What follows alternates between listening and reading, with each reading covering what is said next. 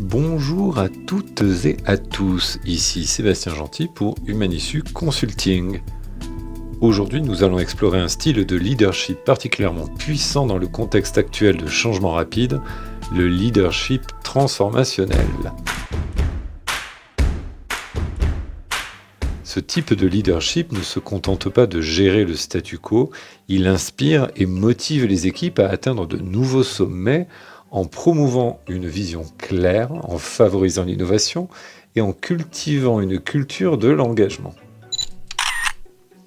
Dans cet épisode, nous allons plonger dans les principes fondamentaux du leadership transformationnel, comment il peut être mis en œuvre et pourquoi il est crucial pour les organisations d'aujourd'hui. Alors, pourquoi l'est-il si crucial ? Il est essentiel car il permet aux organisations de naviguer efficacement dans des environnements complexes et en constante évolution. Contrairement au style de leadership transactionnel qui se concentre sur la gestion des tâches et la conformité, le leadership transformationnel, lui, encourage l'innovation, l'engagement et la croissance personnelle. Une étude de McKinsey en 2023 a révélé que les entreprises dirigées par des leaders transformationnels sont 30% plus performantes et ont un taux de rétention des talents 40% supérieur. Dans un monde où le changement est la seule constante, les organisations ont besoin de leaders capables de motiver leurs équipes à embrasser le changement, à innover et à repousser les limites. Le leadership transformationnel est un levier clé pour cela. Le concept de leadership transformationnel a été introduit par James McGregor Burns dans les années 70, a été développé ensuite par Bernard Bass dans les années 80. Et contrairement au style de leadership traditionnel qui se concentre principalement sur le contrôle et la supervision, le leadership transformationnel met l'accent sur l'inspiration, la motivation et le développement personnel des membres de l'équipe. Les leaders transformationnels sont des visionnaires en fait, qui conduisent leurs équipes vers des niveaux de performance plus élevés en s'appuyant sur 4 piliers fondamentaux. L'inspiration, la stimulation intellectuelle, la considération individualisée et l'influence. En fait, un leader est un influenceur.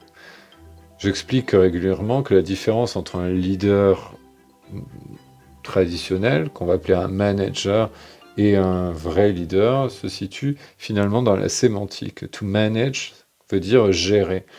Donc c'est celui qui se concentre sur le contrôle, la supervision, etc. Un manager. Un leader, par essence, devrait être transformationnel, puisque to lead veut dire mener à, amener à. Donc c'est celui qui pousse à l'inspiration, qui pousse à la stimulation, qui montre la voie. Première stratégie pour développer son leadership transformationnel, c'est de développer une vision claire et inspirante pour l'avenir. Les leaders transformationnels sont capables de voir au-delà de l'horizon immédiat et de proposer une vision convaincante qui motive leurs équipes à aller au-delà de leurs limites habituelles. Pour créer finalement une vision inspirante, commencez par analyser les besoins et les défis de votre organisation, puis proposer une vision qui reflète les valeurs et les objectifs de l'organisation tout en introduisant un élément d'aspiration. Il est essentiel que cette vision soit communicable de manière simple et percutante. Les leaders transformationnels communiquent régulièrement cette vision à travers des réunions, des communications internes et des actions concrètes qui montrent leur engagement vers la vision.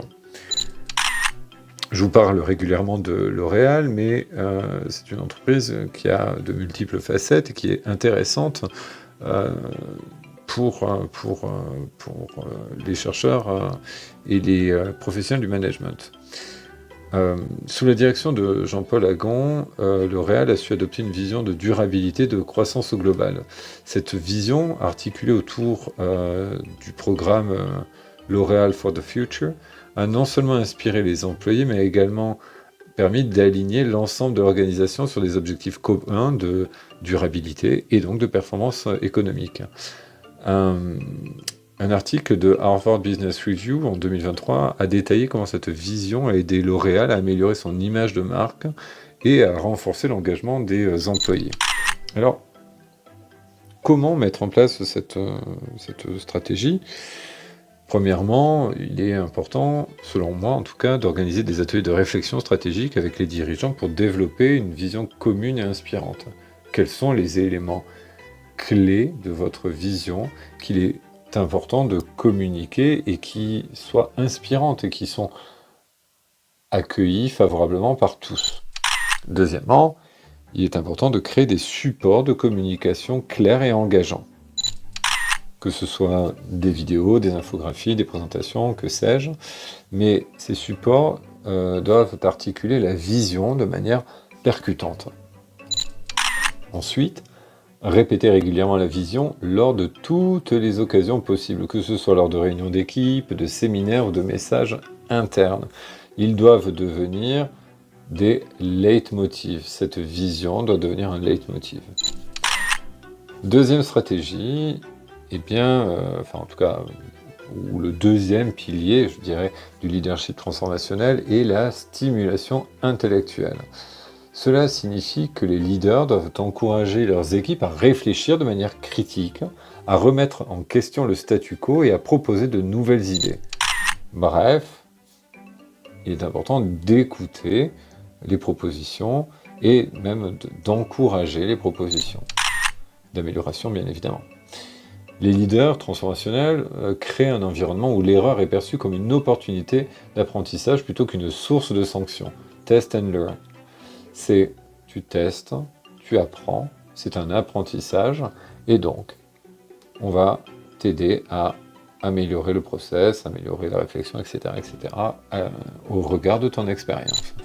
Donc, pour encourager la stimulation intellectuelle, il est crucial, voire fondamental, j'ai envie de dire, de mettre en place des espaces de travail collaboratifs où les idées peuvent être échangées librement. Si vous avez écouté notre podcast sur la gestion des conflits, vous aurez déjà entendu parler de ces espaces de travail collaboratifs. Eh bien, c'est une réalité parce que aujourd'hui, ces espaces de travail sont des espaces de développement d'idées. Les leaders, en fait, doivent fournir également des défis intellectuels tels que des projets innovants ou des hackathons internes qui incitent finalement les employés à sortir de leur zone de confort et à développer de nouvelles compétences. Michelin a adopté cette approche et a créé un lab, un espace dédié à l'innovation où les employés de tout niveau sont encouragés à proposer et tester de nouvelles idées. D'ailleurs, un article des Échos en 2023 montrait que cette initiative a conduit l'émergence de plusieurs projets innovants, y compris des technologies durables pour les pneus, qui ont été finalement brevetées par Michelin. Donc, comment mettre en place cette deuxième stratégie ? Finalement, comme je le disais précédemment, l'importance de créer des espaces dédiés à l'innovation, tels que des laboratoires d'idées ou des hubs de créativité, où les employés peuvent librement collaborer et expérimenter. Deuxièmement, lancer des programmes de défis et d'innovation, tels que les hackathons, les compétitions internes, qui vont aider à stimuler l'innovation et l'exploration intellectuelle. Et ensuite, adopter une approche de feed-forward ou de fail-forward, c'est-à-dire une approche où les erreurs sont vues comme des étapes nécessaires pour atteindre finalement des solutions novatrices et non comme des échecs. Stratégie numéro 3, pour devenir ce leader transformationnel, c'est de pratiquer finalement la considération individuelle, de considérer réellement vos collaborateurs, d'avoir une approche finalement personnalisée avec eux afin de les motiver. Cette considération individualisée est une autre composante clé finalement de ce leadership transformationnel, puisque ces leaders reconnaissent que chaque membre de leur équipe a des besoins spécifiques, des motivations et des ambitions différentes. Ils prennent donc le temps de connaître leurs employés individuellement et de les soutenir dans leur développement, tant personnel que professionnel. Pour pratiquer cette considération individualisée, en fait, cette approche individualisée, eh bien, les leaders doivent se rendre disponibles pour des discussions en tête-à-tête, favoriser finalement l'entretien individuel, également, pourquoi pas, des sessions de coaching et des conseils de mentorat. Ils doivent également reconnaître les réalisations individuelles et offrir des opportunités de développement personnalisées telles que des formations spécifiques ou des affectations à des projets de haute visibilité. BNP Paribas, j'en parle assez régulièrement, a mis en place aussi un programme de mentorat interne qui permet aux employés de bénéficier des conseils personnalisés de la part de cadres expérimentés. Donc ce programme non seulement permis d'améliorer la satisfaction des employés, mais également permet de renforcer la fidélité à l'entreprise. Un rapport de Forbes en 2023 a montré que les participants à ce programme étaient grosso modo 2 fois plus susceptibles de rester chez BNP Paribas pendant plus de 5 ans. Voilà, je parlais déjà de cette référence-là dans un précédent podcast, mais cela en dit long sur l'importance finalement d'un programme de mentorat dans le cas où on veut devenir un leader transformationnel, pardon. Maintenant, encore une fois, comment on va mettre en place cette stratégie? Eh bien, on met en place des programmes de mentorat, de coaching qui offrent des opportunités de développement individualisé. Ensuite, deuxième étape, organiser des entretiens réguliers en tête-à-tête entre les managers et les membres des équipes pour discuter des aspirations de carrière et des besoins en formation. N'ayez pas peur de vos collaborateurs, quoi. Ensuite, créer des parcours de développement personnalisés pour chaque employé en tenant compte de leurs forces, de leurs intérêts, de leurs ambitions. Et les services RH, si vous n'êtes RH, les services RH sont là pour vous aider dans cet accompagnement et à créer ces parcours de développement personnalisés, bien évidemment. Maintenant, quatrième stratégie, ou plutôt pilier du leadership transformationnel, eh bien, c'est l'exemplarité. L'exemplarité ou comment aussi développer son charisme. Je mets un peu les deux dans le même panier, mais les leaders qui sont charismatiques ou qui sont exemplaires ne se contentent pas, donc vous aurez compris, de donner des ordres. Ils montrent l'exemple, ils sont exemplaires, ils incarnent les valeurs et les principes qu'ils prônent. Et leur comportement inspire confiance et respect. Pour exercer une influence idéale, les leaders doivent être cohérents dans leurs actions et leurs paroles. Ils doivent également être transparents sur leurs intentions, assumer leurs erreurs et toujours mettre l'accent sur l'éthique et l'intégrité. Il ne faut pas oublier qu'un des premiers leviers de motivation d'un jeune entre 25 et 30 ans, c'est quand même la transparence dans la communication avec son manager. Donc un bon leader transformationnel est quelqu'un qui fait que les autres veulent le suivre, non pas par obligation, mais plutôt par inspiration. Decathlon, sous la direction d'Yves Claude, a réussi à incarner cette influence idéale en mettant en avant l'importance de l'éthique, de la transparence et de l'engagement communautaire. Un article de la Tribune, d'ailleurs, a souligné que cette approche avait renforcé la marque employeur de Decathlon et attiré de nombreux talents cherchant à travailler pour une entreprise alignée sur leurs valeurs.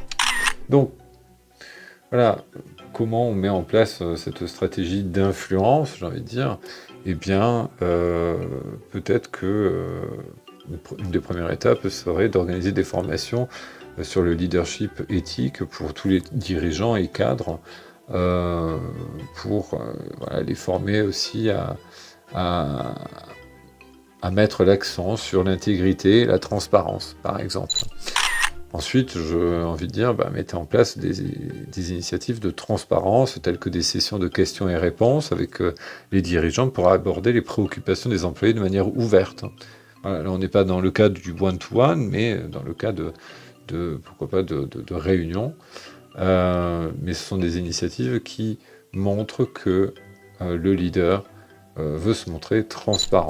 Ensuite, vous, en tant que manager leader, évaluez régulièrement les leaders dans leur alignement avec les valeurs de l'entreprise.